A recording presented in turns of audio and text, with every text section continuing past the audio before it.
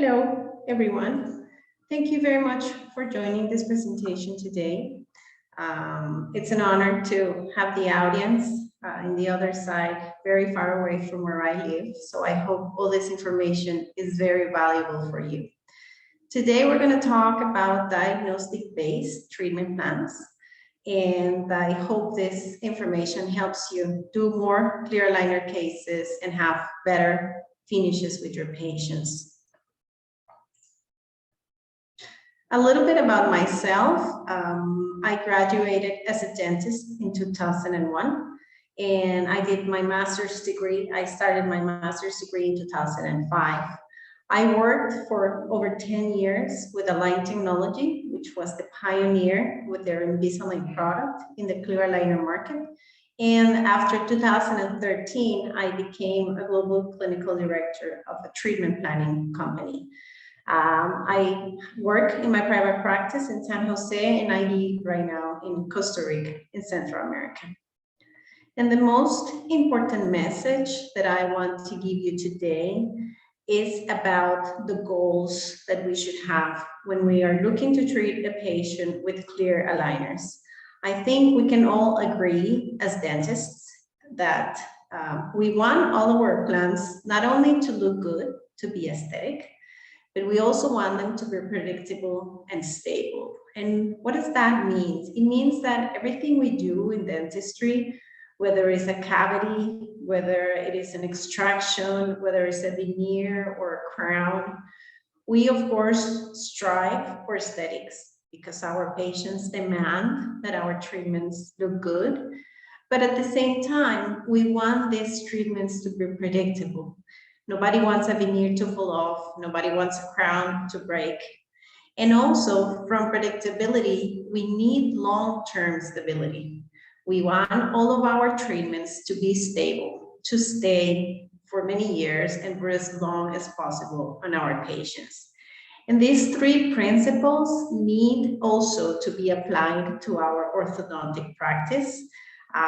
Lots of times we see mistakes of doctors not focusing on the three and maybe focusing too much on aesthetics or too much on long-term stability and sacrificing one or the other. So the first message today, and probably what I would wish for everyone to remember, is that when you're doing orthodontics with clear aligners, you do want to get a good aesthetic result because that's what the patients are looking for. But from our end, we also need these results to be predictable and to be stable. And to understand how can we reach that long-term stability, we need to understand all the steps and the process of making clear aligners. Everything that happens from the time that we begin a treatment to the time that we give the retainers to the patient, it's comprised of 7 steps. And during these steps, which we're going to talk about during these presentations, we will make many decisions that will impact the result and the stability of our cases. Because all of you are customers of Pearl aligners, you don't need to take impressions. You all get your data acquisition with an intraoral scanner. And this is what it all begins. Once you have scanned your patient, which is the first step of the process, what you will get is a digital piece of data. This is a big unit to the computer and the software. At this first step, it is only one piece, one unit of a three-dimensional or a digital component. At this point, the computer and the software don't understand that these are teeth or what part of the impression is gum, what is an excess, what is a distortion. So it's very important to have a good quality scanner. And that's probably one of the first messages. When acquiring this data, make sure you're using a good quality scanner, because this is where it all begins. And if you are using a scanner with poor quality Or if your assistant is taking the scan without measuring or making sure to remove all the excess or move away the tone, and your scanner has a lot of noise or a lot of disruption, then this could affect. Now, once the software takes this scanning data, we will do, or whatever company you use will process it and turn it into individual teeth, upper and lower jaws, and will make a difference between gum and teeth. Now, this second process is very important as well, because there are many softwares out there. Some softwares do this automatically. Some other softwares are more manual, but it's very important that whomever is detailing or processing this data is doing a good job. What happens if you have distortions on this initial scan that are not properly detailed or that are overlooked? Then what you get after the data processing are teeth and interproximal surfaces that are not accurate. That will affect the aligner fitting, and that will affect the outcome of your treatment. So, summary again, starting from your scan, good quality scan, then the software that is used to process the data and to make sure your data processing is of the highest quality. The three will provide us the base of the setup. Once it has been processed, the software will designate mesial and distal algorithms to each tooth. So this happens sometimes manually. Dental technicians have to click and choose which are the mesial and distal surfaces. And in other instances, different softwares may do this in an automated way. But always, somebody with clinical knowledge needs to make sure to check that the mesial and distal points were applied properly.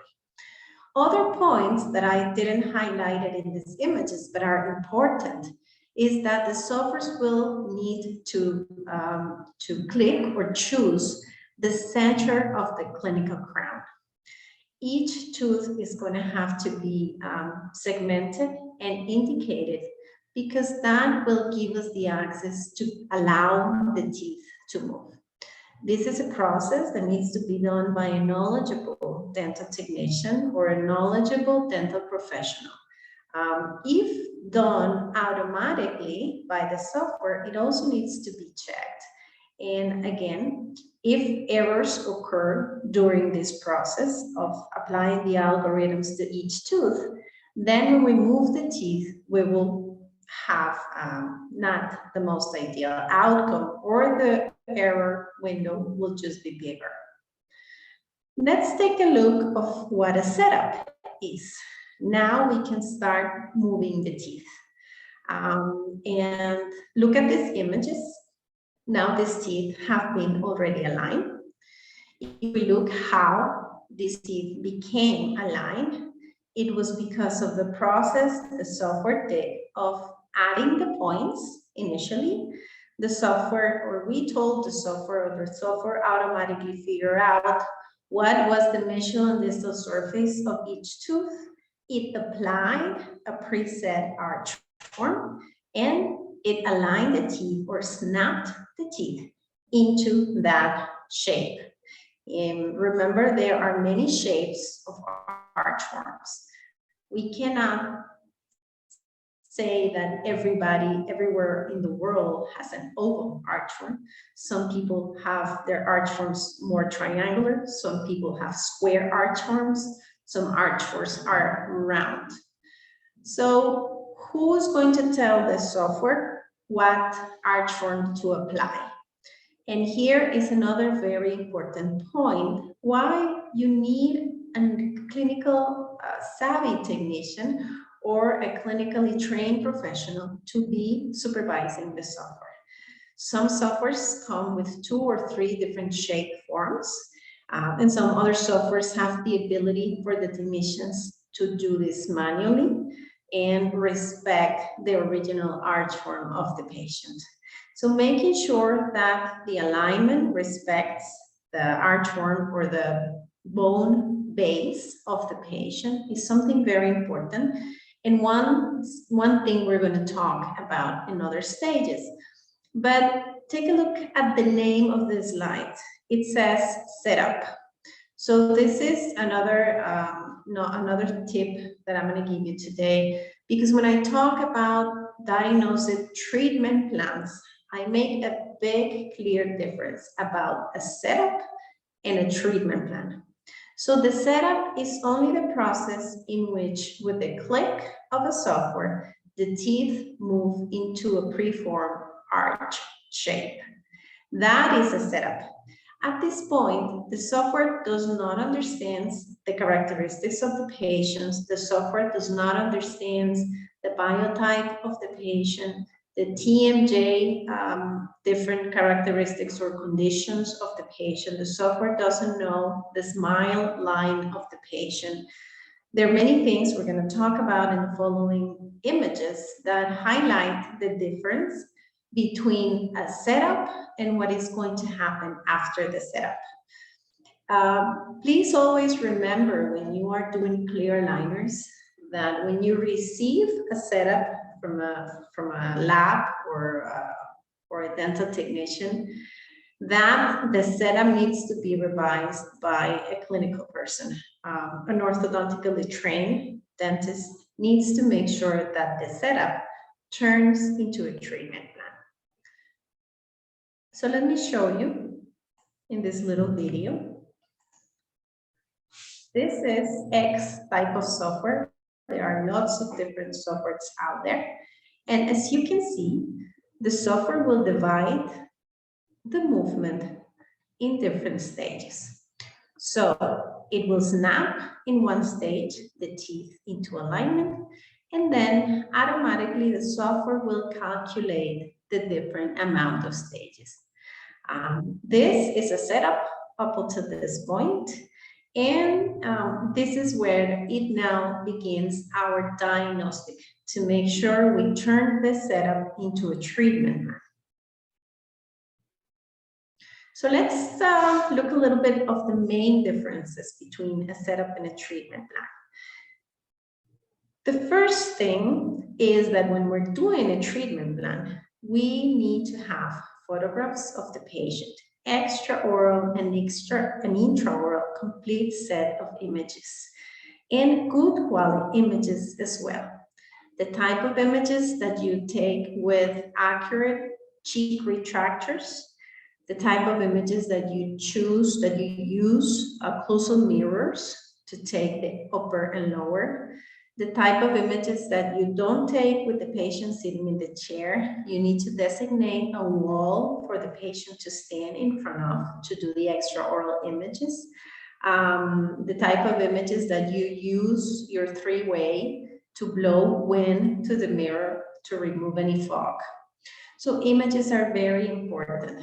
Think for a minute that if your scan comes with a distortion, let's say on a cuspid, and the distortion is not apparent and we don't have a good image, then what's going to happen is that the technician will overlook that there's a distortion, and this will cause aligners that don't fit properly. So I think we can do a whole webinar about photograms. I know that in dental school, we're not taught about photos too much. Everywhere in the world is the same. So learning on how to take good photographs is important, is something we need to invest individually. Right now, thankfully, there are many online webinars that you can have access to and videos on how to take good photos. I can tell you those 3 tips. The first one, I'll repeat it, use retractors. The second one, make sure that your patient is positioned on the wall for extraoral images and properly seated in the chair for intraoral images. Don't forget the mirror. And the last tip, buy a good camera with a ring flash. Ring flashes used to be very expensive. I think now these days we can find very, very cheap generic ring ones, maybe that will fit any type of camera that you have. But having a ring flash will make a big, big difference when we are taking these images. So moving to the next topic is X-rays. Now there's a lot of debate about, do we need a panoramic, do we need a cephalometric X-ray to treat my patient with clear aligners if I am just going to move to teeth, if I am just going to do a basic alignment? What I can tell you is that when you take X-rays, at least at per aligners, the dental technicians and the clinicians will analyze them thoroughly.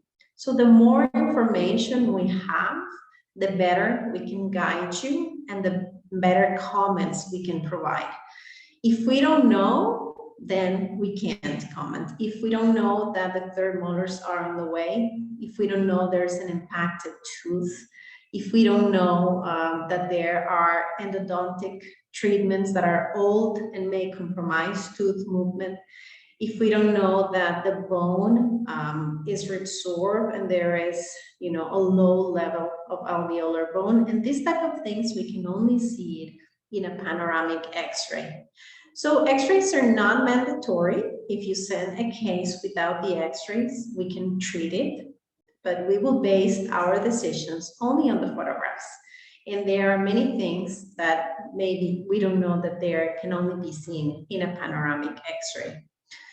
Now, what happens with cephalometric X-rays? What happens with them is if we have them and the patient you want to treat is a complex malocclusion, is better. Evaluating complex malocclusions are, it's more detailed when we have the information of how the maxillary complex is located and how the teeth are located within that maxillary complex.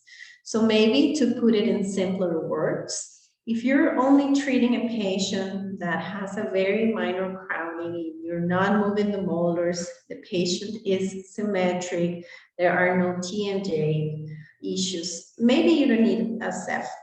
But if you're treating a patient with a posterior open bite, if you're treating a patient that has a mandible deviation, if you're treating a patient with a severe mandible deficiency or maxillary deficiency with anything that is moderate to a severe class 2 or class 3, strongly recommend that you also take a cephalometric X-ray. It can make the world of a difference in this process. Then there's a prescription form. And in the prescription form or treatment indication, you're going to tell us what do you want to achieve. And this will always contain the goals of the doctor and the goals of the patient. And in a treatment plan, these are evaluated. And some of these goals sometimes cannot be achieved. Some of these goals could be compromises. I will give you an example. Sometimes doctors want to achieve class 1 canine, right side and left side, and center midlines, but it's not possible due to tooth size discrepancy. So sometimes the treatment goals guide us, and we have to make decisions which treatment goals cannot be achieved and let you know why. So when you're filling the prescription form or you're filling your instructions on what do you want from each case, make sure you're detailed, make sure you put exactly what is the patient main concern and what are your treatment goals as a clinician. And if a team of experts is doing your setup, if we're developing a treatment plan, we'll make sure we read those, analyze them, and find the best way to treat your patient. With the prescription form, we will do a setup. Any company will do a setup. Now you know the setup is only the initial step. Teeth will be segmented, gums, teeth, the axis, the mesial distal surfaces will be indicated in the software. Teeth will be initially aligned, and then this will be revised and optimized. And this optimization gives at the end the treatment plan. Let's look at the screen, and what we see here is a setup in which everything is ideal. The patient is showing a perfect molar class 1. The patient is showing very nice intercuspidation on the premolar areas. And the patient is showing an ideal overjet-overbite relationship along with centered midlines. Now, sometimes when we see this on the screen, we get too focused on the screen. And I say this every time I give a webinar. Maybe if you've seen one of my videos, you hear me say this, but this is, I think, the biggest challenge of clear aligners. Understanding in your mind that what you're seeing on the screen looks really good, but it's not real. You need to compare what you're seeing in the screen with your patient information. So it could be that this looks very nice, but the patient has a periodontal compromise, or the patient has some characteristic or some dental condition or general condition that won't allow the teeth to reach this position. And this is one of the reasons why there are lots of additional aligners or refinements in the industry, because sometimes the doctors get too focused on this, on the teeth that they see on the screen, and they forget to compare this with the clinical records of the patient. If we look at it from the occlusal view, the same thing happens. Sometimes we can fall into the error or focusing too much on perfect rotations, focusing too much on perfect incisal alignment, focusing too much on perfect expansion when maybe the patient doesn't have the clinical conditions for those movements to be achieved. And again, that's where the difference between a setup and a treatment plan lies. Let's think for a moment that all technicians and everybody who's using a software will focus their decisions on these, only teeth images. Maybe they understand what is a class 1, what is a class 2, and what is a class 3. But understanding the difference between these malocclusions don't come with the same understanding of how the maxillary complex works. So I hope this slide can bring your attention into the fact that a dental technician or a computer technician doesn't have the ability to interpret how the temporomandibular joint works and how a class 2 or a class 3 reacts when you start moving teeth. What happened to a class 2 when you start intruding molars, or when you start extruding premolars, or what happens with an overjet when you reduce it or when you increase it, depending whether your patient is a class 2 or a class 3. So again, I'm repeating the same message again because I think it's a very important one. The treatment plan difference with the setup. Now, other things that we know as clinicians, and sometimes we forget, but is that the maxillary bones have certain characteristics that are unique to the maxilla and different with the mandible. Remember that we have an alveolar basic bone, and then we have the cortical bone. And the movement occurs 80% or a big percentage of tooth movement occurs within the bone that is in the alveolus, the soft bone. The amount of movement or the capacity for the teeth to move decreases as the root gets closer to the cortical bone, because the cortical bone is stronger. What happens with braces is that the forces applied on braces are so high in some instances that you can get remodeling from the cortical bone in a higher scale. But the forces that are applied to a tooth with aligners are not as high as the ones applied with the metal. So remembering this when you're moving teeth is very important. There are anatomical landmarks that we know as clinicians that dental technicians may not be aware of. For example, where the mid-palatal suture is located, you cannot move the tooth through the mid-palatal suture. So trying to center an upper midline when there is already an asymmetry or a skeletal asymmetry on the palate is something that is not predictable, cannot occur. And if it happens, it's based only on tipping of roots and is completely unstable. Teeth will just tip back after the treatment is completed. So anatomical landmarks such as the one I just mentioned, which is the palatal suture, the cortical bone, the end of the distal end of the third molars, what happens at the end of the arch where there's no more bone, how much distalization can you achieve if the patient doesn't have any more bone? Same thing at the bottom in the mandible, you have a stronger cortical bone. The amount of soft bone is a lot of less. And the cortical bone in the lingual is way smaller. So how much can you retract? How much can you really anatomically retract will depend in each different patient.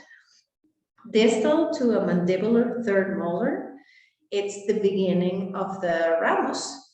So already your mandible ramus starts to go up to the TMJ, and that is a very hard part of the bone. So if there is no space, there is no movement that you can plan. Some people ask, how much can you distalize? Well, the answer is, it comes two ways. Number one, it depends of the anatomical landmarks of the patient. And number two, it depends if you're distalizing in the maxillary or if you're distalizing in the mandible. So these things come into place when you're doing a treatment plan, understanding how much can you distalize and making these decisions. Other and further clinical studies or clinical evaluations are sometimes needed for more complex cases. It is not the gold standard for regular, easier cases, but sometimes it's required for cases of a higher complexity. Getting a CAT scan image of the patient or doing a 3D cephalometric evaluation of the case might be needed. And this is something that, once again, will make a difference between the setup and a treatment plan. I think we all know as dentists that the patients have very strong muscles on the face. The muscles of the face are ones that are in constant movement every day. And some of them are very strong. The orbiculary muscle around the lips is one of the strongest, one that we move a lot, one that has a lot of tone, and one that can cause problems on the teeth for sure. The elevators of the upper lip are also ones that we use for smiling and for gestures every day. And they could have hyperactivity and create gummy smiles in our patients. So what do we do when we're analyzing our patients? We need to remember all these things. We need to see how's the biotype of the face of our patient and diagnose if our patients have muscular issues that are affecting the malocclusion. And if you don't do this, make sure that you are dealing with a team of experts who's doing your treatment plans that can come up with this and mention it to you in a comment. Other things that are important when it comes to muscles is understanding the aging patterns of the humans. Our face has an aging pattern that we can see here in this image from a lady. Our muscles lose the tonicity with aging, and some of the areas that will first lose the support are the surroundings of the upper lip. So in these areas, in the support of the upper lip is one of the first things that we will lose when we are getting older. And this affects, if you're treating a young lady and you're planning to retract, taking care of evaluating how is the support on the upper lip before planning for big retractions. The literature tells us that 2 millimeters of retraction is the limit that you can do without causing any affection to the soft tissues. More than 2 millimeters of retraction may cause an effect on the soft tissues if the patient has a very thin biological type. So again, not the same if you're treating a lady who's very thin or whose skin is already showing signs of aging, than if you're treating a strong 40-year-old male that has no signs of aging and maybe has a stronger clinical skin biotype. So evaluating those things is very important. Now, in this video, I want to also teach you, remind you, the ones that know a little bit about growing of the scalp, how the maxillary complex grows with age. Our head always has the following pattern. The maxillary bones will grow forward and downward. Look at this face. Our face is always going to go forward and down. So if we have a baby who's showing signs, well, not a baby, but maybe if you have a kid who's showing signs of a deep bite, the deep bite will not resolve itself with growth.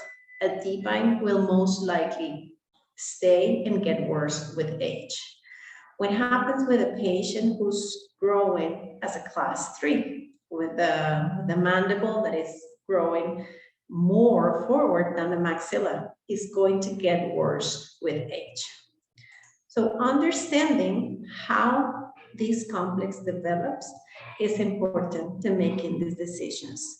Remember that the TMJ, I'm going to pause the video for a moment to show you this image. It's going to help me.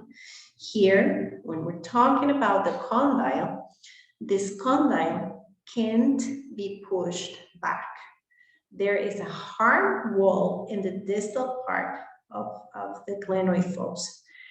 You could push the condyle forward, and that's the reason why class 2 elastics are commonly used.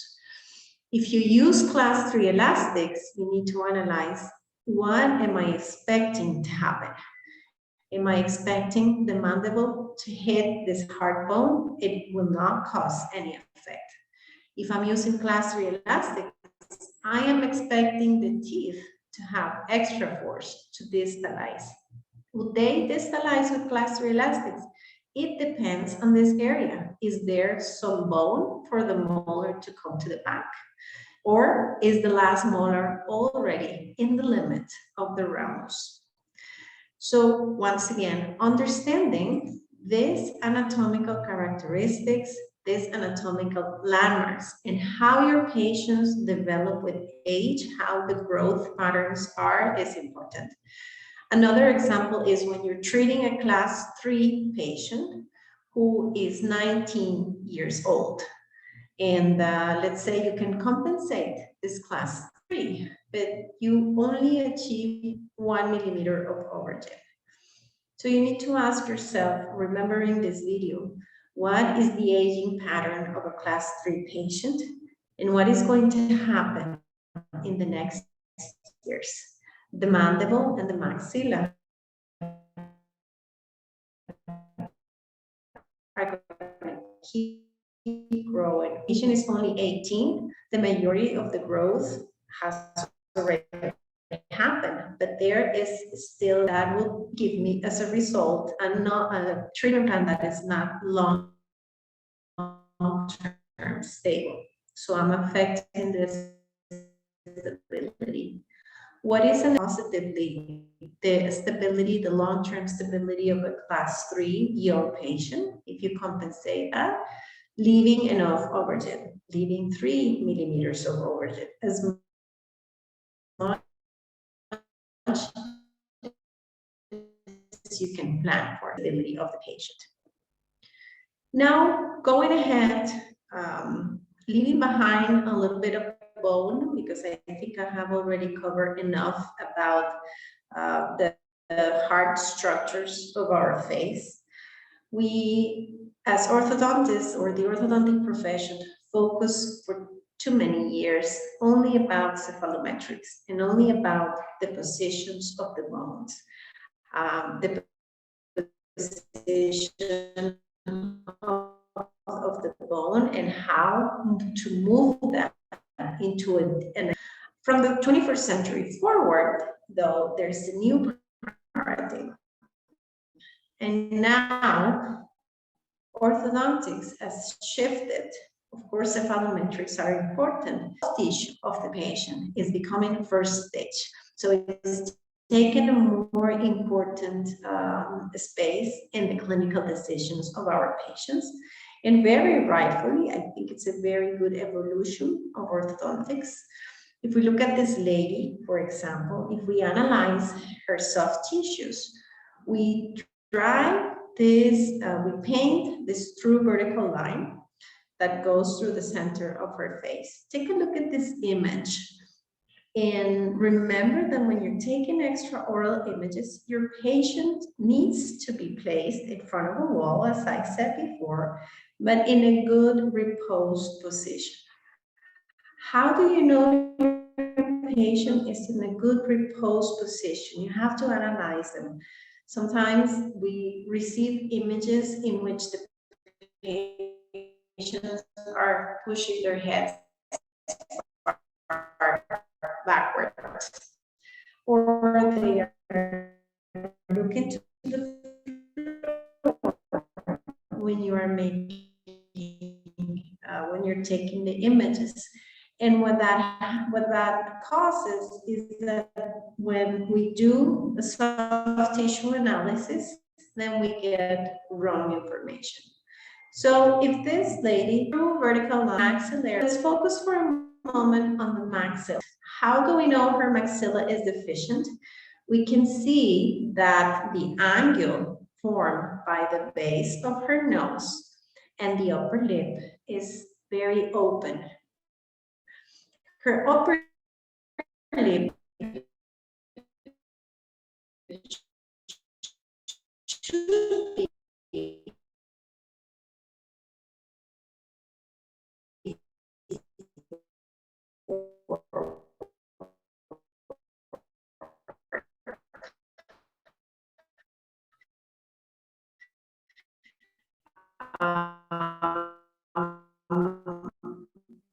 we cannot say that she has a bigger nose. What we are evidencing here is that she has a maxillary deficiency. Now, if we look at the mandible, this image with painting this two reasons. One is a bad habit. The tongue, going into the other is because they have a high angle. We call this in orthodontics a hyperdivergent patient. It's a patient whose mandible grew too much down, too much vertically, and that, of course, creates a space on the anterior teeth. And there it will be a certain specific type of treatment for such a patient, and may not be the same approach as if the open bite is caused only by a habit. The rickets line is the relationship of the patient. Now, when rickets created this landmark, or when he published this landmark, he told us that most patients who look aesthetically adequate will have their lips positioned 2 millimeters forward or backwards this line. And the ricket lines goes from the tip of the nose to the tip of the chin. So if your patient's lips are positioned too far back, like in this case, it's another indicator that your patient has maxillary deficiency and that you don't want any retraction to occur, because then the effect will be detrimental aesthetically. If the lips of your patient are positioned too much ahead of this line, then that tells you you don't want to protrude those teeth anymore. Otherwise, the effect would be detrimental to your patient's aesthetic. So I hope this is clear. I hope it's not too much information, but I want to show you how only by having one good image, and we haven't even seen the rest images, we are just focusing on the first image, but how much we can decide and how big of decisions we make only by having good images. As I said before, the lips support the nasolabial angle. This is how we call it. It's very important to tell us where the lips are and where they should be, and then we can decide if we move them forward or not. All of these lines together need to be analyzed. So one of the other difference between a setup and a diagnostic-based treatment plan is that when you're treating a patient diagnostically based, you take into consideration all of these important things. So with that, I am going to move to cases. I know we all like seeing patients, images, results. I'm going to move forward to show you some cases that have been provided to me by some friends and some customers. And this will be very educational for us and to see what is the difference between a setup and a treatment. This is the first patient we are going to analyze. He's AR. He's a young male, 21 years old. And if we look at this image, I would have removed the hair from his face a little bit more, so I can see better the symmetry of his face. But the image is in general very good, and it allows me to begin my analysis. Now, how do I know if my patient is vertically symmetric? I need to analyze the thirds, the facial thirds. Upper third, mid third, and lower third. Now, there are 3 types of orthodontic patients when it comes to facial analysis. Sometimes we have long faces, which we call dolichofacial. Sometimes we have square or short faces, which we call brachyfacial. And the decisions that we will make with dolichofacial patients are different to the decisions we can make in a brachyfacial patient. For example, with a brachyfacial patient, you cannot intrude molars because already the facial height is compromised. And when you intrude molars, the face will get shorter in vertical height, which is completely the opposite to when you are treating a patient with a long face, maybe even an anterior open bite.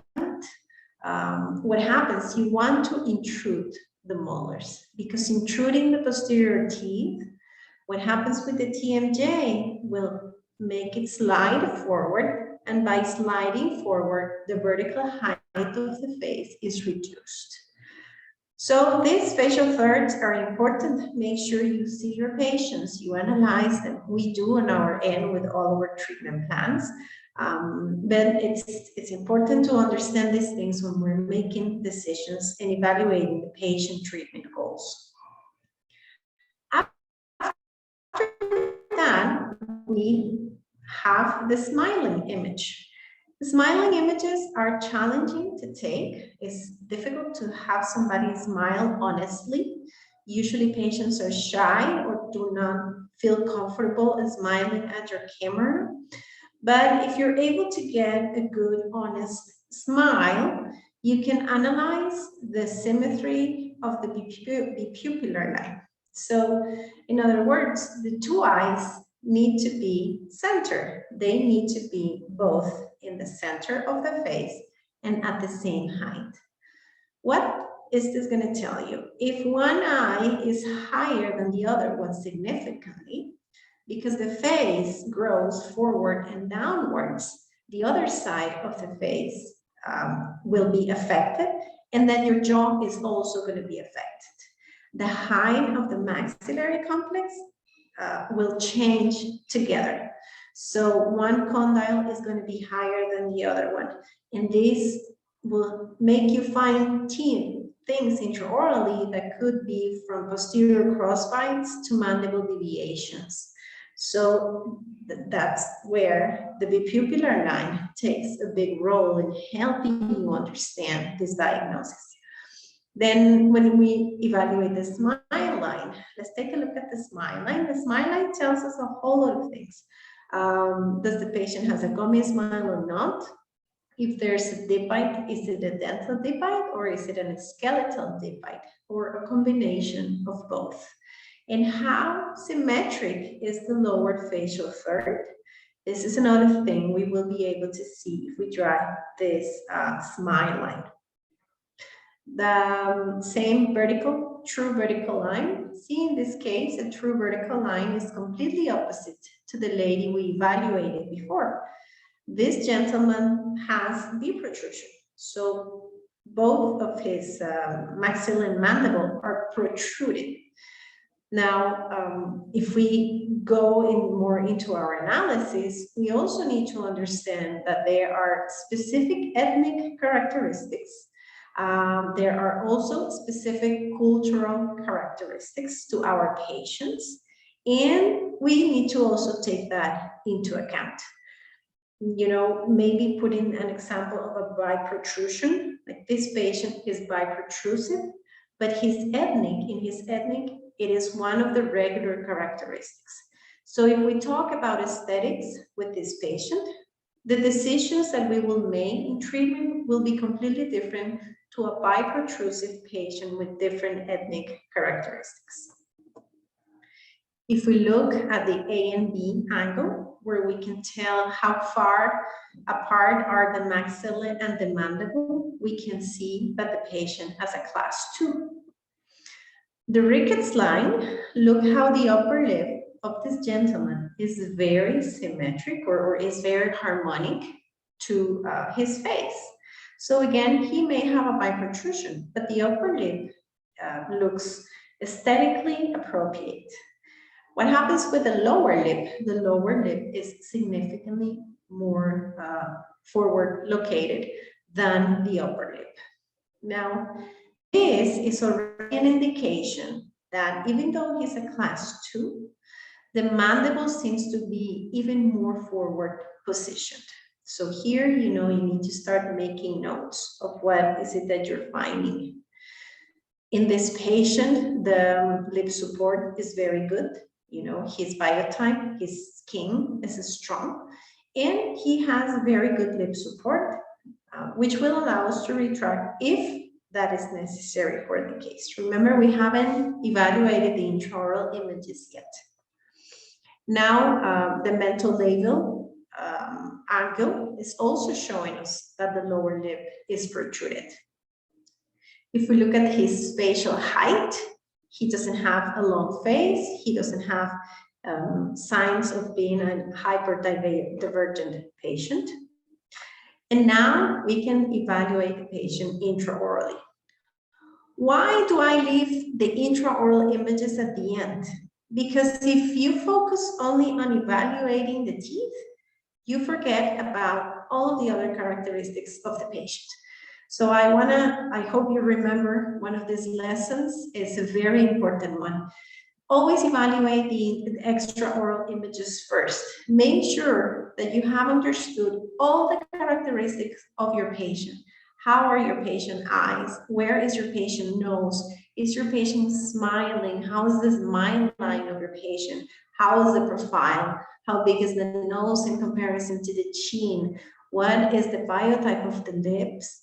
And once you have a clear picture on your mind about the different characteristics of your patients, Then go and see teeth. What is the risk? That if you're only evaluating intraoral images, you get too focused on the teeth positions. Here, if you only see this, you get too focused. There's a class 1 on the right side, there's a class 3 on the left side. I want to close the spaces, center the midlines, and improve the class on the left side. But what else do I know? I haven't done a diagnostic yet. So if I do this, I'm only treating teeth. I'm not treating my patient. I'm only trying to get the teeth on the computer look the way I want them to look. And I'm not evaluating the patient in a complete way.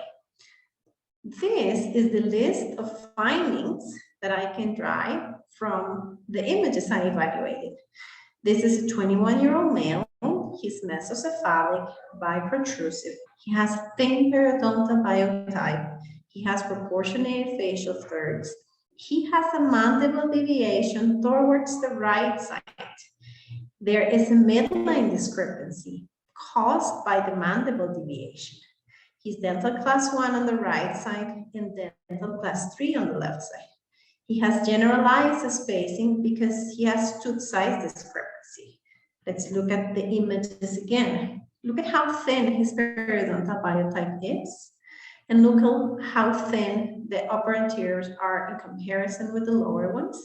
And if we do a Bolton analysis, we will find that the patient has tooth size discrepancy. There are spaces. And take a look at the midline. The midline is not center, but it's not that the lower teeth are drifted. It's that the whole mandible is drifted towards the right side. Now, we don't treat the list of findings. We treat the diagnosis. What is the diagnosis of my patient? He's 21-year-old Afro-American male. Remember, the ethnic characteristics are important. He has class 3. This is a class 3 patient. This is a class 3 malocclusion to deficient maxilla, mandible deviation, and generalized spaces to tooth size discrepancy. So I'm going to show you the difference between treating my patient based on the clinical findings and treating my patient based on the diagnosis. This is the plan that was done for this patient that was only focusing on the teeth. I'm going to play this video and look how there is distalization of quadrant 3. The technician was trying to correct the class 3 malocclusion by distalization of the mandible.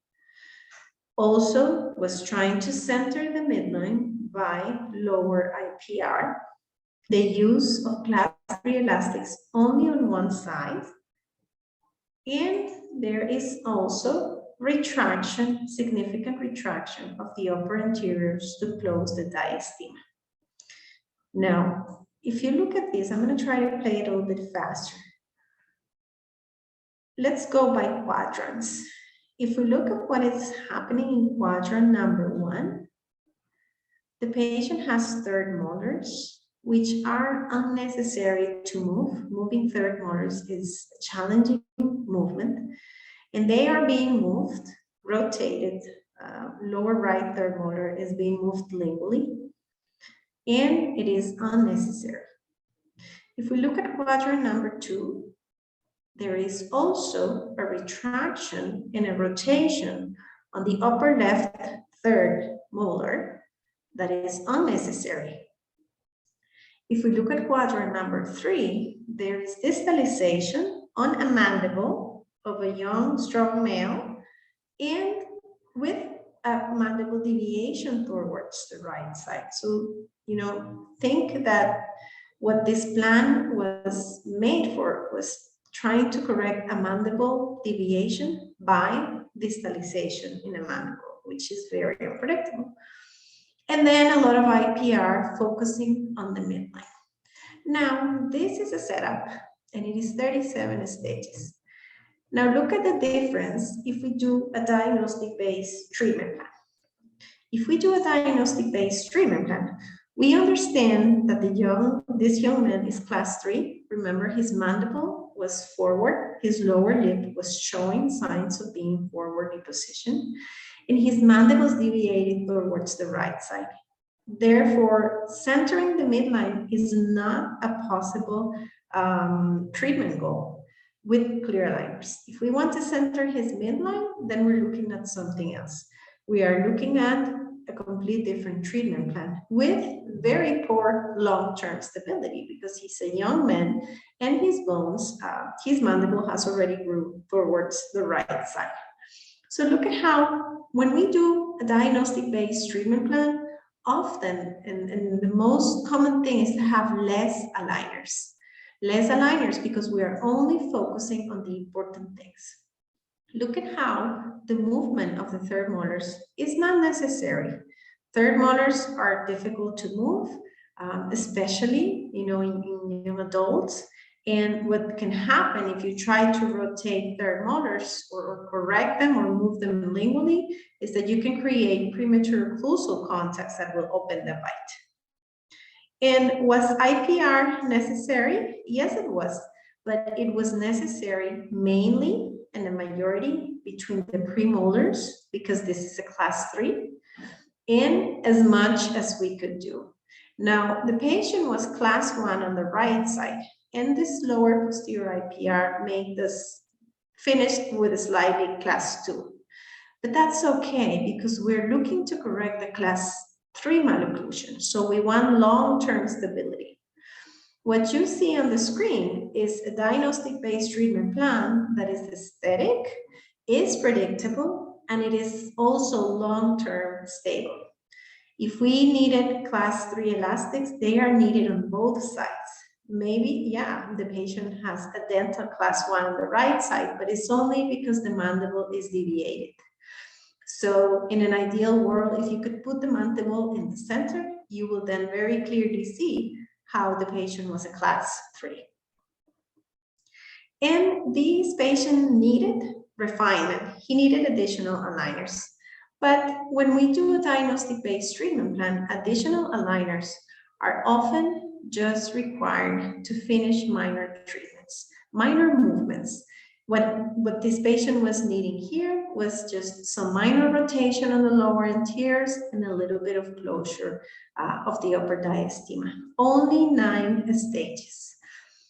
But another thing that happens when you do diagnostic-based treatment plans is that the need for refinements decreases significantly.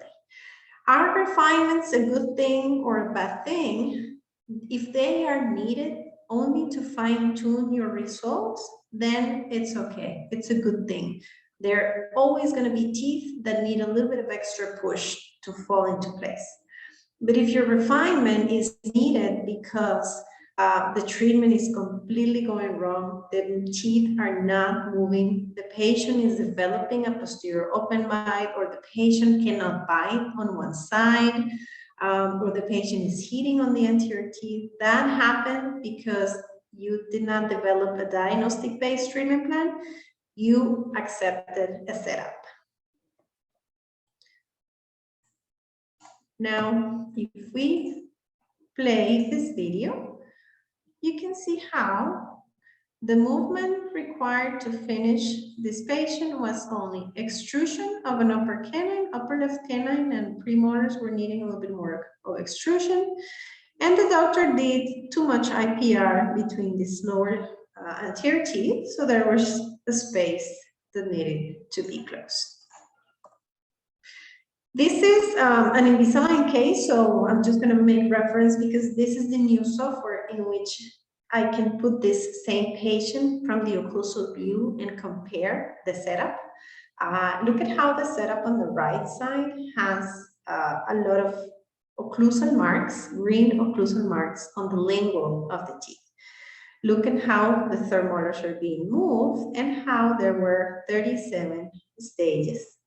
On the right side of the screen, the treatment plan number 3, which is a diagnostic-based treatment plan, only with the 22 aligners I mentioned before, has less movement in the molars, it has less retraction, and there is a free overjet. This patient is not finishing with contacts on the anterior teeth.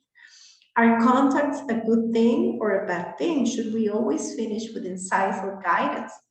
Is never the same answer for all patients. In this case, we don't want incisal contacts. We want to overcorrect his overjet because we now know that he is a class 3. If we look at the lower arch on the left side of the screen, my left side, you see the setup, 37 stages, lower anterior retraction, but molar movement. Third molars were being distalized. They were being moved in a non-predictable way with clear aligners. And in the treatment plan on the right side of the screen, you can see how the third molars are not moved. Try never to move third or second molars if you're treating an adult patient. Remember, those are the teeth that come out the last. So second molars and third molars finish locking the occlusion, and that finishes adjusting your patient TMJ. So if your patient has had an occlusal setup, or your patient has been biting in a good way, in a harmonic way for 20, 30, 40 years, there is absolutely no reason why you need to change that. If you try to change that without it being necessary, then you risk for the stability of your patient, and you risk that natural compensation that happens on the TMJ level when the second and the third molars erupt and they touch each other and they find a stable position. You are risking that. And with clear aligners, often the patients are not looking for any molar improvements. They're looking for aesthetic results. So another reason to try to stay away from second or third molar movements unless completely necessary. This is another patient. I'm going to give us an example. This is from another good friend who's located in Slovenia. And this patient, let's do the analysis without the lines, and then I'll show you the lines. So if we look at her repose image, and you make a line that goes through the center of her forehead, the center of her nose, the center of her lips, and the center of the chin, you will realize that she's not symmetric. She is an asymmetric patient. Her face is long. She's a dolichofacial patient, and look how her mandible is shifted towards her left side. When patients smile, is more apart.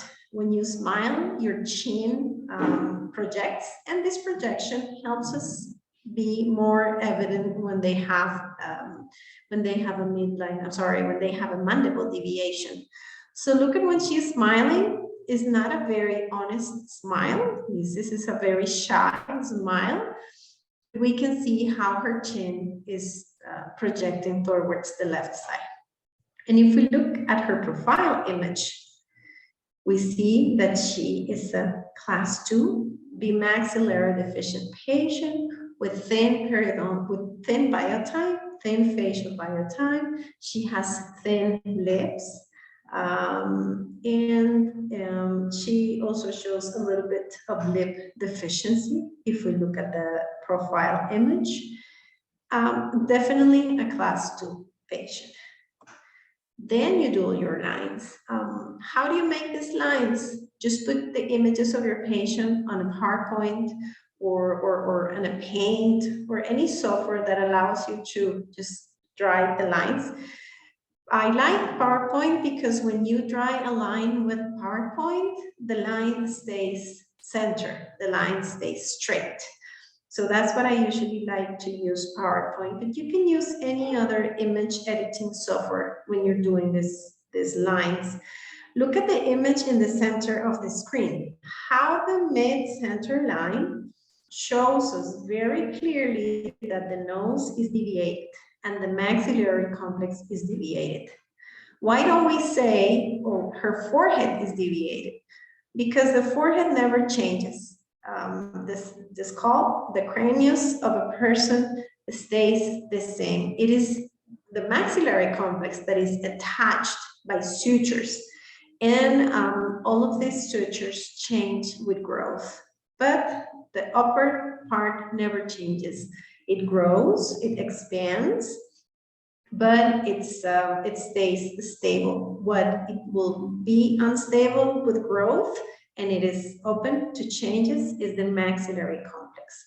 So this is why we say she has a total asymmetry towards the left side. Look how her eyes are very parallel. Her eyes, her pupillar line is very parallel, which means that the problem begins in the level of the maxilla. Now we can see her intraoral images. Always remember, check first the extraoral images and then go and evaluate teeth. She has a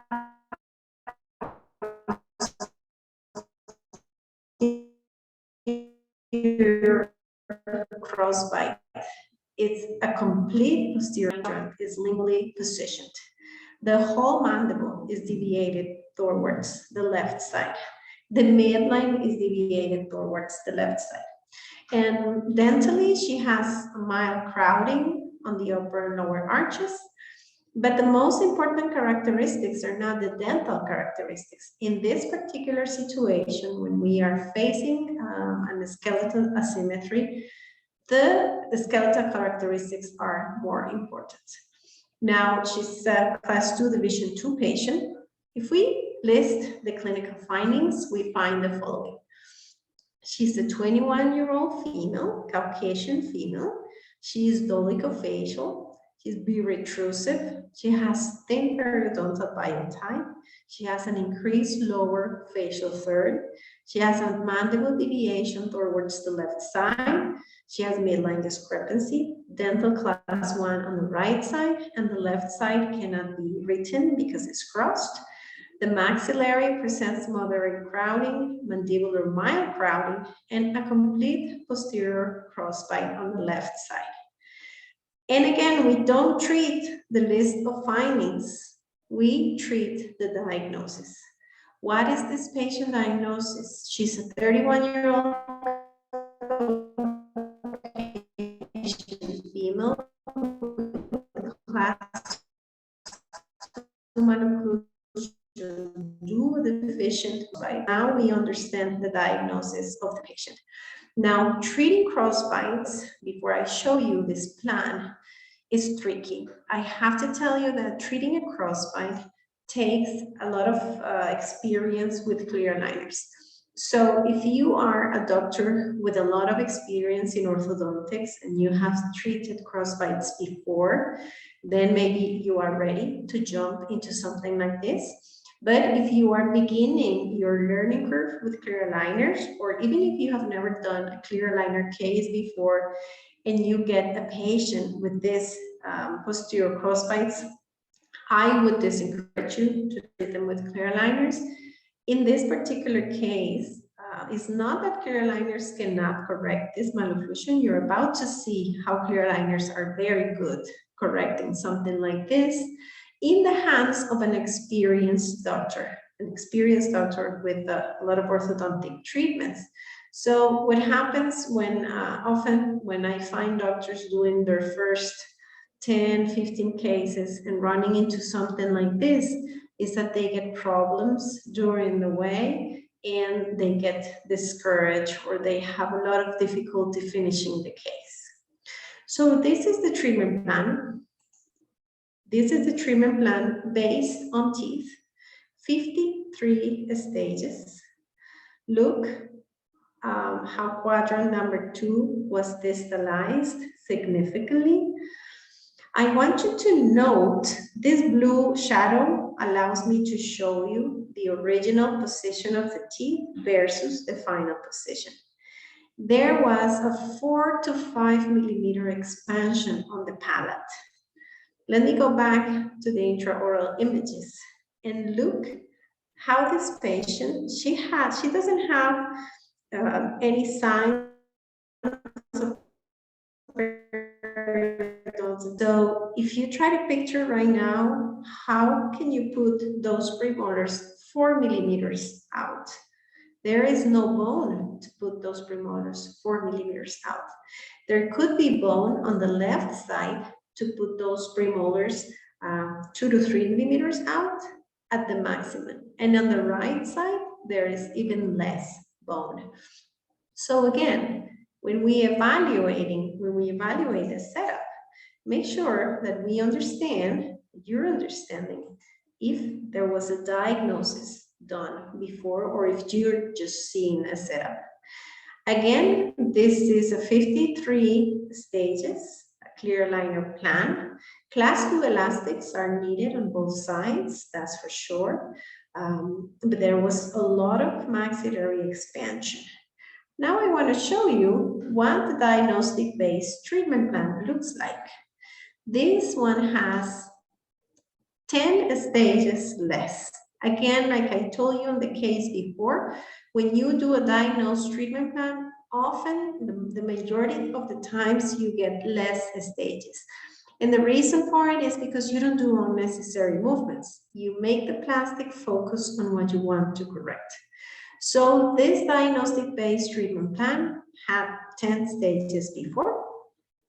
Look how there is distalization on quadrant 2, but there is less distalization, and there is expansion. However, this expansion is being kept within the biological limits.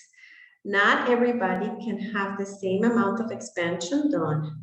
And we just evaluated her intraoral images. We know this is 2 to 3 millimeters max distal expansion on quadrant 2, where we have the crossbite. And on the right side, only 1 millimeter of expansion was necessary.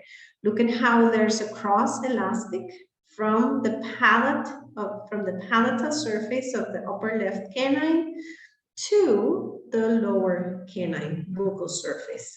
This doctor used cross elastics to correct this crossbite, and there are also big 4 millimeter thick rectangular attachments on all the quadrant 2, all the teeth on quadrant 2, which is the one that's going to be correcting the crossbite, and some lower unilateral anterior IPR to improve the midline position.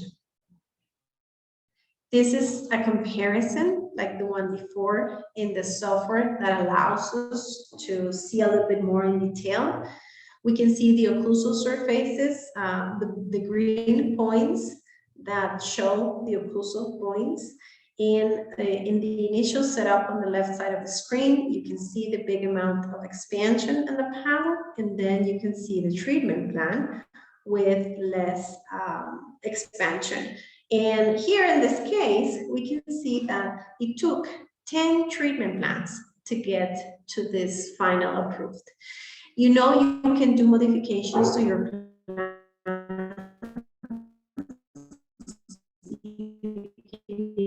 Evaluate them and send them back, asking modifications. And that is one of the best good plans. Sure, if you want to extract premolars, maybe the case needs IPR, or maybe you don't know if you want to distalize or not. So you can create as many different plans as you need before you make your final decision.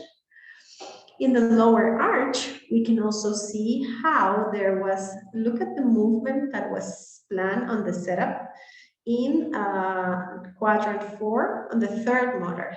Remember my advice before, if you don't need to move, third molars or second molars is unnecessary. In this case, the third molar was causing a big premature contact, and correcting the position of the mandible would have been very difficult unless that third molar was removed. So the clinical plan also showed us what we needed to do with that third molar, and it was to be removed. And these are the final images of the patient after treatment. We can see, of course, that she maintains her facial characteristics, but now she smiles more. Her smile image is more honest. She is still a class 2 with bimaxillary deficiency, but when we look at the intraoral situation, we can very clearly see how the maxillary arch suffered expansion, but very nicely expanded.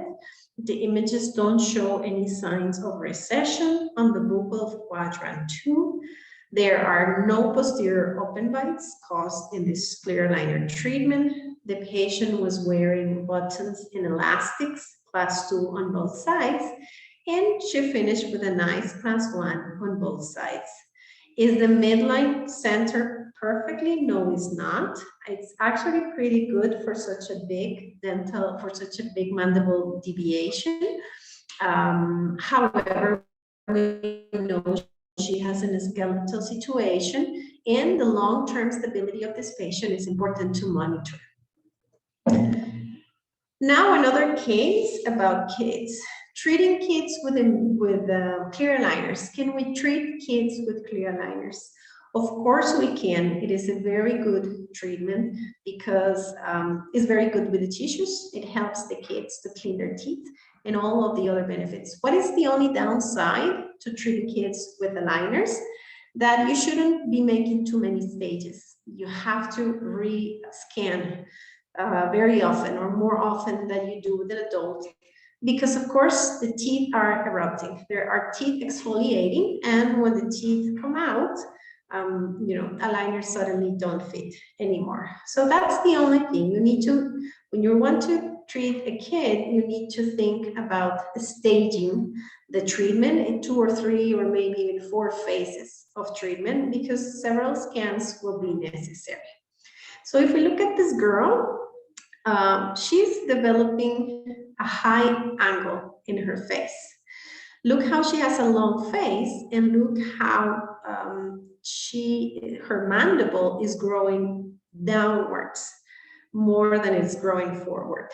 And we see those characteristics. Remember, if you're growing the same way that you're growing, the growth pattern never changes. So she is growing hyperdivergent. She's developing a class 3 with anterior open bite. And the only thing that is going to happen with time is that this is going to get worse. So she's also developing a crossbite. There's a lateral, upper right lateral, who was exfoliated in a crossbite with the lower canine. And that is also causing the mandible. Look at how the mandible is deviated towards the right side. And at this moment, we can help this kid. We can help her grow in a better way. Why? Because we can use the clear aligner treatment to remove that interference, and we can help her center that midline, put the mandible into a center growth again. And we can also try to improve the maxillary growth with tooth movement, and we could try to retract the lower anterior teeth that have already erupted to give her some positive overjet and overbite. So right now she doesn't have, she has an open bite. She's developing an anterior crossbite. She already has an anterior crossbite. She only has edge to edge one tooth, and the mandible's deviated and with the open bite. Now, with kids, always, you need to take panoramic encephalometric x-rays. It's only with adults, then we discussed earlier, that maybe cephalometric is not necessary, but with kids, it's always required. Look at her mandible. See how the mandible is completely hyperdivergent. It's growing down and backwards. Is growing in a clockwise rotation. And this is the reason why she's developing an anterior open bite. Now, after doing the analysis of this patient, what is the proposed plan? Look at the setup on the left side of the screen. The setup made based on the patient dental characteristics was proposing 5 to 6 millimeters of expansion. And when you expand posterior teeth, automatically the anterior teeth are retracted. And due to the characteristic of this little girl, we do not want to retract at all, right? We want to push the upper teeth forward buccally. We want to promote bone growth. Now look at the treatment plan on the right side of the screen. There is some expansion, but it is within biological limits. It's true that you can expand more and more in kids because the palatal suture hasn't closed yet. But with her, she doesn't need expansion. She doesn't have a transversal problem. She has a vertical problem, and that's what you need to focus on when you do the diagnosis-based treatment plan. In the lower arch, on the left side, again, you see a setup with a lot of expansion. And what do we really need to do with her? We need to retract the lower anteriors. So when you do a diagnostic-based treatment plan, your results are very predictable. What do we want to accomplish in this little girl? We want to close the anterior crossbite. We want to, the anterior open bite. We want to correct the anterior crossbite to help the mandible be more centered. We want to help that condyle, the TMJ on the right side. We want to avoid any damage to that or any trauma. And we wanted to give her some more room to grow in a better way. Is she still growing as a class 3 patient? She is. Her growth patterns will not change. But the clear aligners manufactured based on a diagnosis are going to help us get her into a better malocclusion. One malocclusion that could be a very good compensated malocclusion and save her from having to go through surgery or braces when she's older. These are the intraoral images of the patient. See how many teeth are erupting? So this little girl will, of course, need more scannings, and she's going to need more aligners manufactured. But the aligners in kids are, a very good treatment to do. Now, getting to the last slides of my presentation, what are the most common mistakes that are made on clear aligners? I think what we need to think of as clinicians is that there are 3 planes in which we have to evaluate our patients. We need to think about the vertical plane, the transverse plane, and the sagittal plane. And this is where the most common mistakes happen on clear aligner setups. What is the main errors on the transverse plane? Expansion outside biological limitations. That's one thing to watch out. Remember always how much you can expand based on the intraoral images and the periodontal biotype of your patient. For some people, you can expand 1-2 millimeters. For other people, you can expand 4 or 5 millimeters, but it's never the same limit to everybody. Expansion of clinical crowns only. Remember that the plastic only holds the crown. So when you are doing a diagnostic setup, you need to plan your expansion, moving the roots and moving the crowns, and over correcting the root movement. Because otherwise, if you just move the crowns out, then that is just going to cause you a posterior open bite. Another common mistake is ignoring the periodontal biotype or the existence of recessions. If you have a recession on a tooth and you move this tooth buccally, the recession is only going to get worse. Then this regarding the arch form is another common error on setups, that if the patient has the base as square base arch form, you need to respect that the patient has a square mandible, and you need to align the teeth based on that arch form. So whether the original arch form is ovoid, square, oval, or triangular, or round, try always to maintain. How do you maintain the original arch form? There are 2 important landmarks, orthodontically landmarks on your patients. The intercanine width and the intermolar width. Measuring the distance between the first molars and the distance between the 2 canines. And that is going to tell you where you should stay. So these 2 landmarks often, especially in adults, tells us the limit of the cortical bone. In any expansion we do inside that area, then you'll be safe. Anything you go over the intercanine width or the molar width, you need to analyze carefully because you may be running outside biological limits.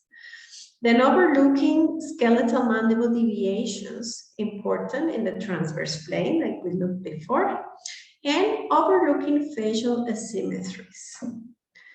Now, on the vertical plane, the most common mistakes are doing persecution movements. What is that? That is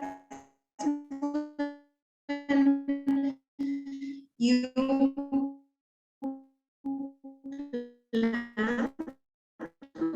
the molars and you intrude one molar and extrude and improve the occlusion without causing posterior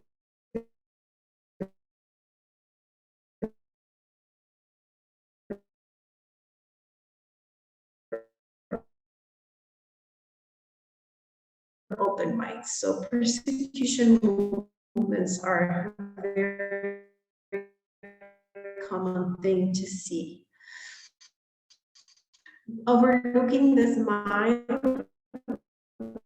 line, try to take your images with your patient smiling as much as possible.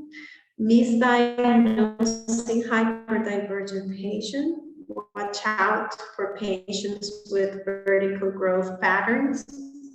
Unnecessary posterior intrusion. If you don't need to intrude the molars, overlook soft tissue landmarks is important, like the example of not distalizing lower molars if the molar is already next to the ramus because there's no bone. Poor understanding on T&J anatomy and function, important, remember, and insufficient anchorage. Planning distal movements, mesialization or distalization needs to have sufficient anchorage. So when you're developing a diagnosed treatment plan and you want to move a molar, you need to make sure that the other teeth stay fixed or moved as less as possible to give you strength to distalize or mesialize those posterior teeth. Excess of buccal expansion of proclination is a very common mistake. Always bear in mind the lip support. Always bear in mind the profile characteristics of your patient. Bear in mind the rickets line and the nasolabial angle before making decisions of expand buccally. And excess of anterior IPR is another very common mistake. I'm going to say it on a later slide, but if you see a treatment plan that has too much IPR, there's something going on. IPR, it's a tool. IPR is a resource. IPR can help you a little bit if you don't want to extract or if you want to improve a midline. But if you end up with a treatment plan with 0.5 IPR all around, there's definitely a sagittal discrepancy that needs to be analyzed further.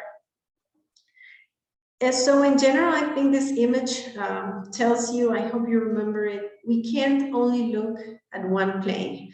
Every time you're doing a diagnostic-based treatment plan, and this is what we do, you need to make sure that every movement you make on the transverse plane is going to have an effect on the sagittal plane as well, and it's going to have an effect on the vertical plane. So teeth are all located next to each other, so we need to have these three planes together in mind when we are planning our cases. What are the risks of misdiagnosing a case? I'm going to show you two very common examples. One example is the patient that comes with a diastema or some anterior spaces, and he thinks he wants orthodontics. Now, some patients are prosthetic patients or prosthodontic patients. This patient has a mandible deviation, a posterior unilateral crossbite,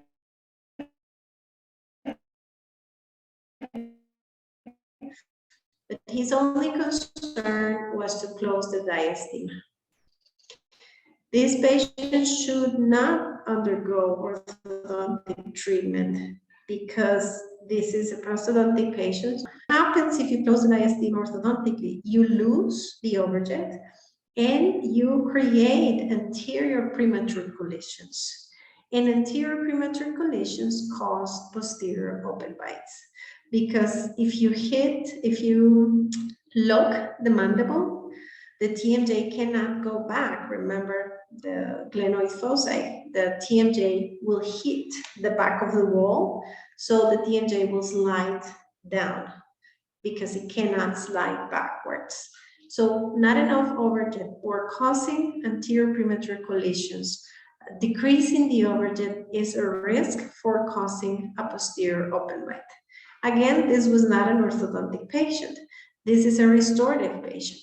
So if the ones that are listening who do prosthodontics, or maybe if you're an orthodontist, you work with a prosthodontics, it's important to make a difference when a case is definitely a prosto case, it's not an ortho, or when it is a combination, which are the things that we can do orthodontically and which things should just be managed in a restorative way. This is another very common mistake. This is severe, but I see this happen very often in setups. We have some patients that you cannot treat, and that's it. That's everywhere we will find surgical patients that are so severe that trying to move the teeth will mean that you are going against the natural compensation the patient achieved through growth. So you know how the maxillary complex in the body it's an amazing machine, and somebody like this young boy who's growing with a very severe skeletal class 3, he can bite. Look, he are complete pretty much. He just wants to improve aesthetically.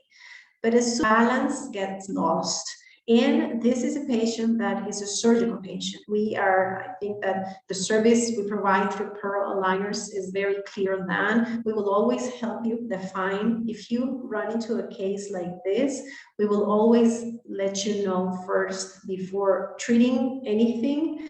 We will inform you that such a patient cannot be treated. What happens if you want to treat the patient?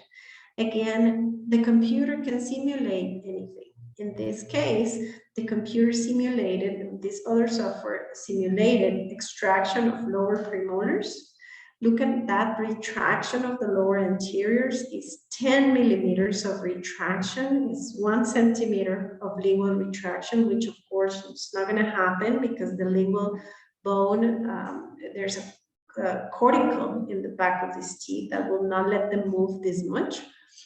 And there's all the posterior expansion on the maxillary teeth on the upper arch, which is also outside biological limits. If you take a look at this patient, he already had signs of recessions. And as I said before, if you have a tooth that's already showing recessions, you don't want to expand that tooth at all.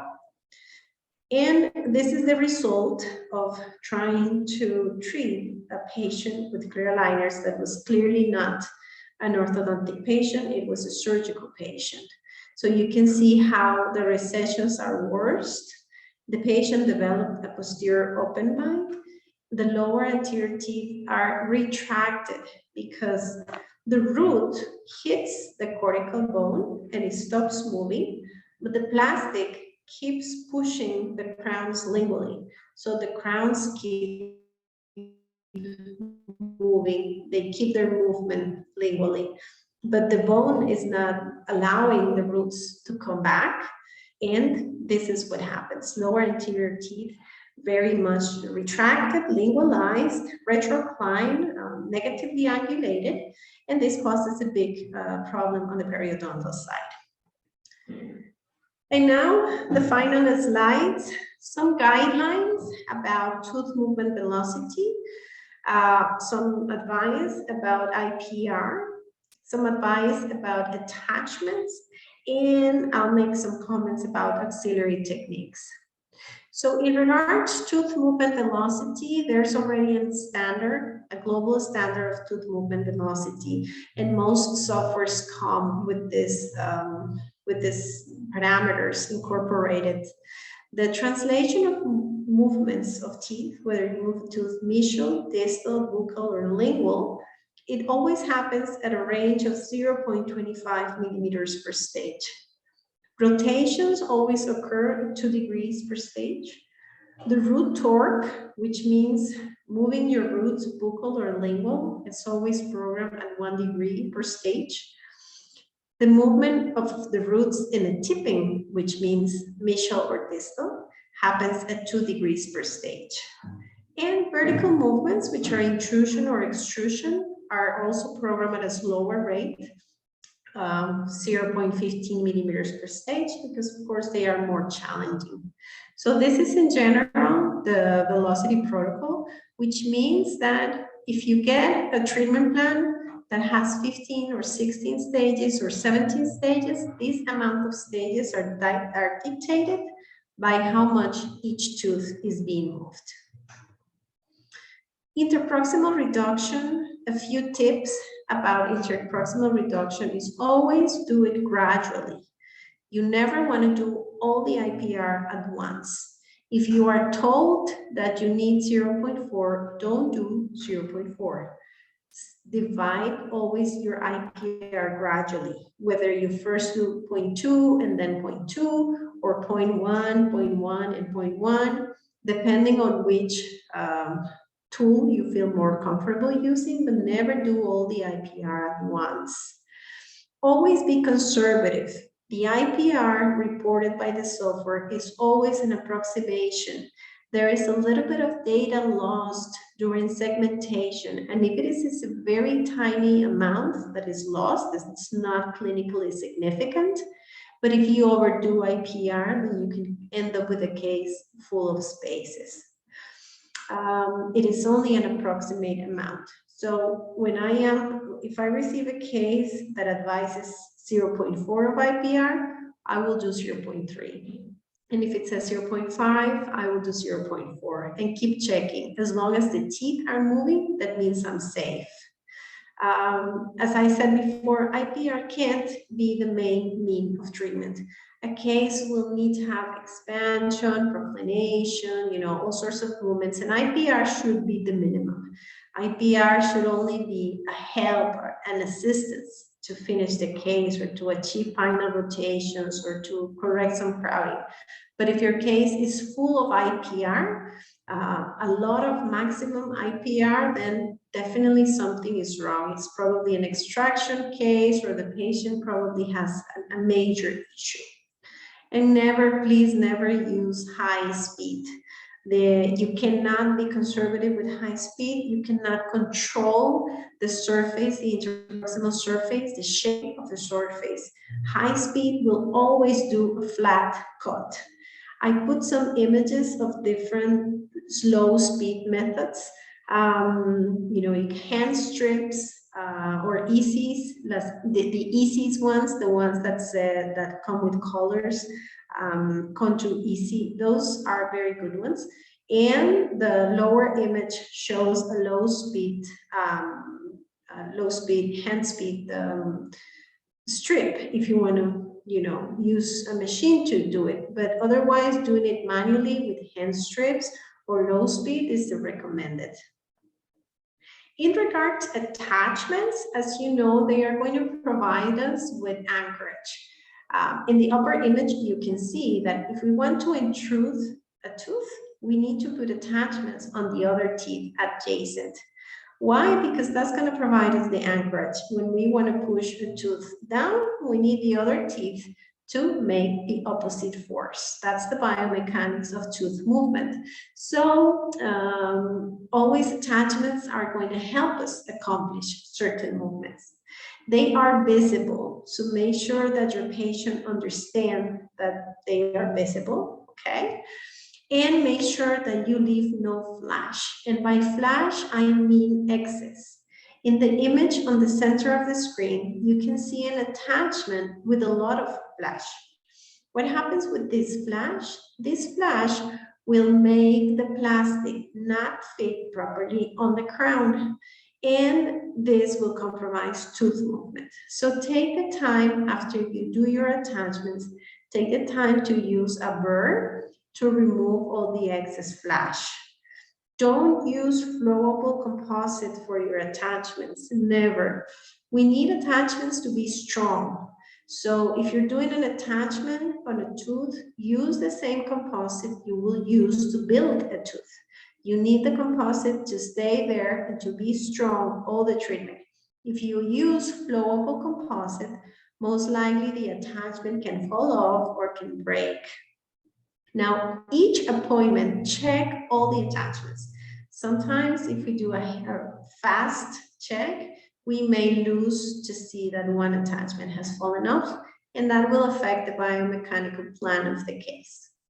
And again, biomechanical principles are applied to the attachments. There's a reason why we use certain shapes and we place them in certain positions. So a team of experts doing your software and helping you with your diagnosed treatment plans, like the ones that we do with pearl liners, will for sure help you have the right combination of attachment positions and shapes. And in regards to auxiliary techniques, there are lots of things you can use with aligners. Lots of auxiliary things can be added to increase the predictability, whether they're class 2 or 3 elastics, whether they're tats in the palate to improve intrusion or tats to improve extrusion. The example of the lateral incisor that won't come out or won't extrude or intruded unwanted experience, unwanted intrusion. You can use buttons and elastics to bring this tooth down. The chewies are a very, very good tool to have if you're treating your patients with clear aligners. Get them, one of these bag of chewies, especially if you're trying to intrude teeth or if some teeth are going through a lot of movements, you know, like big rotations or big movements. What the chewies are going to do is that if you have your patient biting on chewies for 10 minutes every night, that increases the blood flow around the alveolar bone. And with more blood flow, the cellular functioning of the tooth movement will improve. So chewies also help for the aligners to sit properly, to go all the way down. And that is also going to make your patient more aware that the aligners are properly seated. Having the pliers, dimple pliers are good. They are everywhere in the world. They are manufactured with many different providers. And dimples can help you add some extra force on rotations. So dimple pliers are also good to have when you're doing clear aligners. The pearl aligner process is very friendly, is very user-friendly. As you know, our friends at Pearl have an in-office intraoral scanner with a very high quality. So at least the first steps of the process, you don't have to worry about because you're getting a very good data acquisition. Now, the treatment plan simulation is created. In this case, is created by clinically trained technicians that will do a diagnostic-based treatment plan, and it is sent to you for modification or approval. Once you feel comfortable with the case, remember you can modify if you feel any changes are needed. Manufacturing will begin, and within the week after approval, you will have 7 days, you will receive your aligners. Within the pearl aligner process, they include one free of charge additional aligner. So you're covered if you need some extra stages to finish the movements. It is included. And retention is the most important thing once you achieve your final goal. Having clear A6 retainers, which are manufactured also by Pearl Aligner Labs at an extra cost, or a lingual fixed wire. And sometimes, depending on how complex was the malocclusion, you want to do both. You want to do a lingual fixed wire and then put a clear Essex retainer on top of that. And the key takeaways for this presentation, if I want you to remember a few things after so many slides, please always understand the difference between setup and treatment plan. Despite the software you decide to use, it's always important to understand there's a very big difference between these two. Always check your plans on 3 planes. Always check the transverse, the sagittal, and the vertical. Always block second and third motors in adults. If you don't need to move them, then don't move them. If you receive a pearl liner treatment plan, you will see that we always block them. We don't plan or program any movement of the teeth if we see that the occlusion is stable. Understand the biological limits of each case. Sometimes we get too worried about the patient's treatment goals. Patients come with demands, and some demands just cannot be achieved. If a patient is demanding a center midline, but they have a mandible deviation, we can't try to give them something that is not within biological limits. So it is in our hands to explain these things to our patients. Otherwise, we will end up with cases that are just not finishing to the patient standards because there is just no way we can achieve the patient goals. Evaluate always the soft tissue.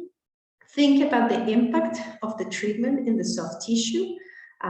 For example, what I mentioned before about recessions. If there's recessions, think about limiting expansion. Plan for appropriate anchorage in case you want to do any sagittal movements. And try to grow your clinical confidence gradually. Please don't start with very complex cases. I even recommend this to orthodontists with a lot of experience with braces. When you do your first clear aligner cases, try to start with easier things.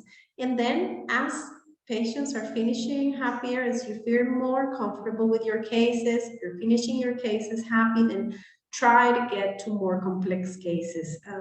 It's normal to have a learning curve. A gradual learning curve is normal in everything, all technologies, and it's not any difference when treating or using clear aligners.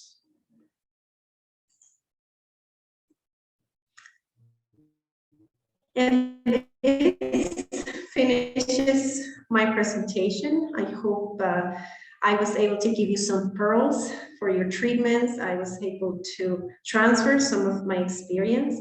And I think now we can open the floor for questions. Let me read a few of the questions we've received. One is the extent of the aligners can treat. Well, once again, we need to evaluate the malocclusions as a whole. There are biological limitations. So certain movements have limitations. For example, if you want to intrude a molar, intrusion in molars is predictable within 1 millimeter range. But if you add tats, you can intrude 3 millimeters. So what is the extent that a liner can treat?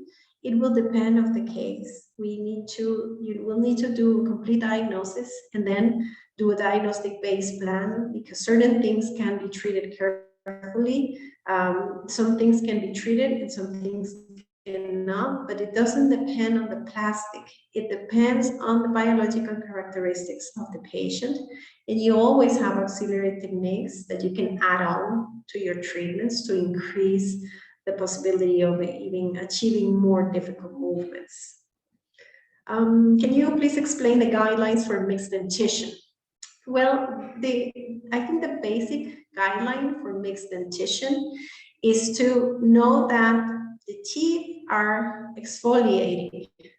So if you're planning for a scanning today, and there's a tooth that will most likely fall off in 2 weeks or anytime soon, extract the tooth before you do the scan. Make sure you have a panoramic x-ray and you can do at least a general evaluation of which teeth already have the roots reabsorbed. You do a scan and you know that maybe within 6 months to 4 months, a few other teeth will already be ready to come out, and you may have extra anatomic area from another tooth that is coming out, causing your aligners no longer to fit. What is the prognosis of Invisalign treatment in case of proximal stripping lowers and extrusion is specifically upper central? Braces versus Invisalign. Well, I think maybe we can open the microphone for this question to be explained further after I read the other ones, because I would prefer if you explain a little bit more. Then, hi, doctor. For kids, how clear aligners were influence the jaw growth? Well, clear aligners were initially used only for tooth movement. They are now being used for mandibular advancement. You can always add elastics to the clear aligners. You can always use buttons and elastics. And the literature says that the forces provided by interarch elastics are comparable to the forces that can be applied by an appliance, such as a bionator. So it is less than a Herbst appliance, for example, because Herbst is fixed, so the force is continuous and is really strong. With something like the bionator, the appliance comes in and out, just like the aligners and the intraoral elastics. So they are being used more and more. Some companies are adding wings and doing mandibular advancement features, and the results that are being published are very positive. So it is low continuous force, and we know with kids, when we try to do interceptive orthodontics, as long as the force is low and it is continuous, it will always help us, affect us positively the development of the TMJ and the condyle. Can we treat cases that need 4 teeth extractions by clear aligners? The answer is yes. But a case with extraction of 4 bicuspids is considered a complex case. And it will require the use of elastics, intraoral elastics. It will require the use of significant attachments. It will require close monitoring. So I would not recommend you to treat a case that needs extractions as your first case. As I said before, please try to grow the confidence slowly and begin with easier cases. But definitely I have seen lots of cases through the years with extraction of premolars treated in a good way and finishing properly. Why we use attachments? Well, because we're using plastic and the plastic cannot hold a tooth. For 2 reasons. Teeth are round. Some of them, premolars are round, canines are round, molars are round, and the plastic is going to have saliva in the middle because the mouth is full of saliva, and even more when you have plastic inside.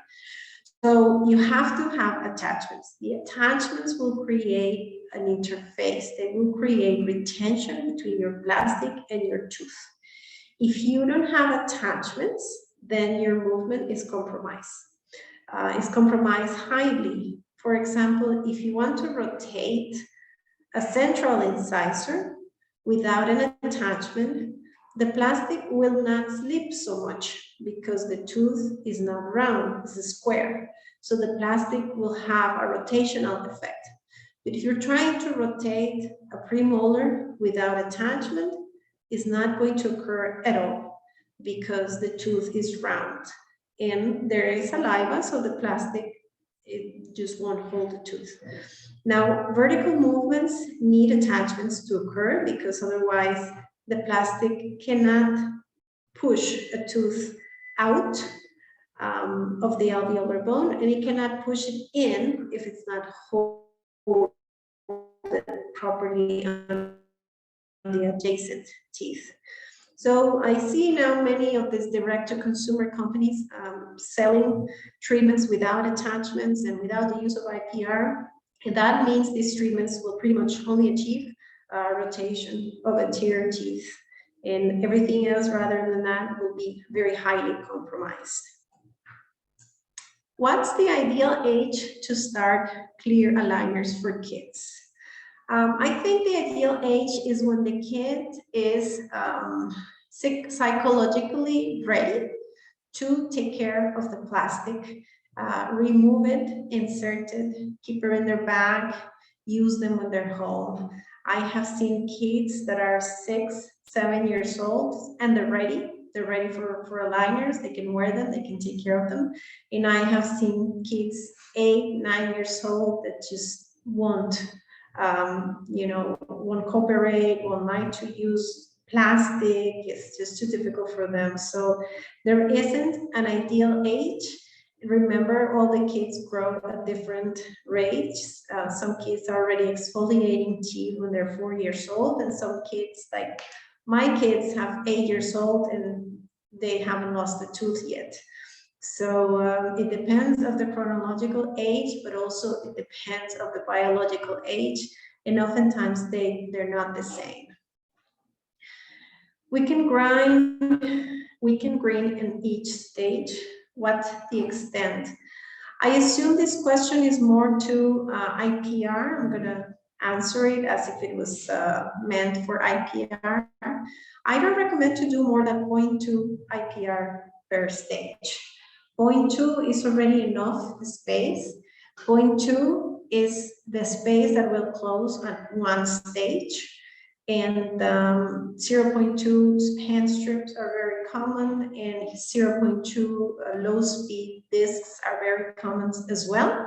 So I would recommend you never to do more than 0.2. Can we do aligners with impressions if we don't have a scanner? Yes, we do. Yes, you can. You will need to scan that impression. And in that extra step, you will lose some definition of your surface. So it's not ideal if you have a service like the one Pearl Aligners provide with the intraoral scanner. That is the best way to go. If you have to take an impression, a PVS impression, then of course it can be scanned, but scanning a PVS impression will make you lose some data. How is Pearl aligners compared to Invisalign aligners in terms of flexibility and rigidity of the aligners plastic? Can we change them in fewer days? Well, the plastic that Invisalign uses is proprietary, and also the plastic that Pearl aligner uses is proprietary. It's of the very highest quality, for what I understand. It's one of the best things that Pearl aligners have. You don't necessarily change aligners faster due to the plastic. There is a time that teeth need to move, and then the bone needs certain time to accommodate for tooth movement. Remember, there is a whole cellular reaction occurring around the roots when you're moving teeth. And this reaction needs time to become stable. So 2 weeks per stage is the recommended gold standard. Aligner came out, and Invisalign came out as a company within the standard of 1 week per aligner a few years ago. And there has been a lot of publications throwing that back, saying that you need to go back to 2 weeks. I personally use my patients, I keep my patients 10 days, whether I am using any different type of house, of different brand of aligners. 10 days, I'll never change them faster than that. I hope that answers your question. Is the midline shift treatable with aligners? Depends on the reason why it's shifted. If it's a dental midline shift and it's not severe, the answer is probably yes. If it is a midline shift caused by a skeletal problem, then it cannot be treated. So it will depend on the characteristics of the patient. And the last question is, please mention criteria that it's not possible to initialize third molar to cover missing sevens.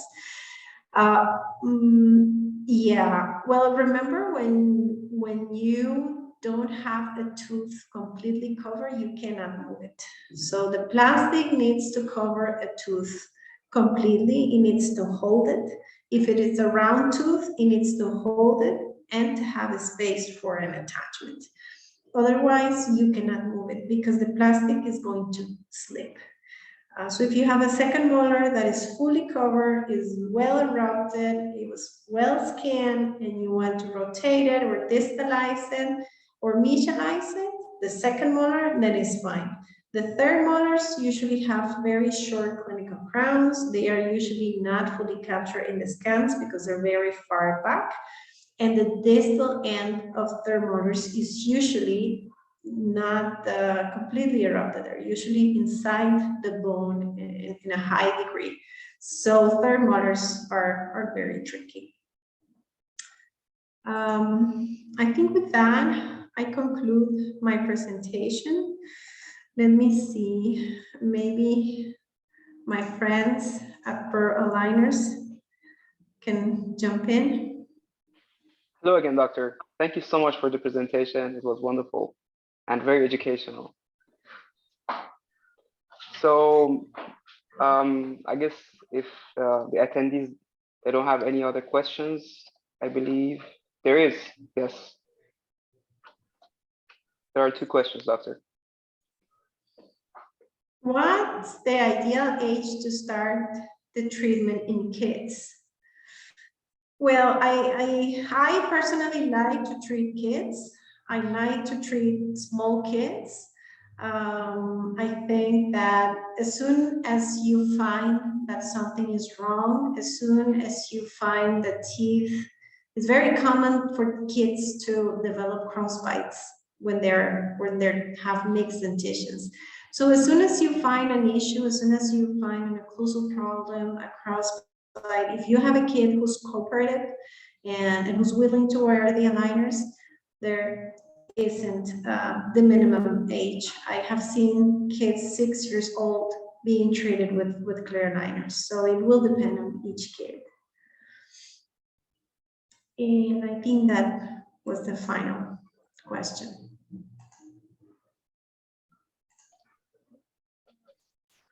All right, Doctor, thank you so much for your time. It was really wonderful having you tonight. And thank you, everyone. It was very nice having you all here with us tonight. Special thanks to Dr. Garro for this wonderful presentation. And in regards to your certificate, we will issue it and contact you as soon as possible. If you have any other inquiries in regards to our services, please do not hesitate to contact us. And see you in our future courses. Thank you so much. And I guess that's good night. Good night. Good night.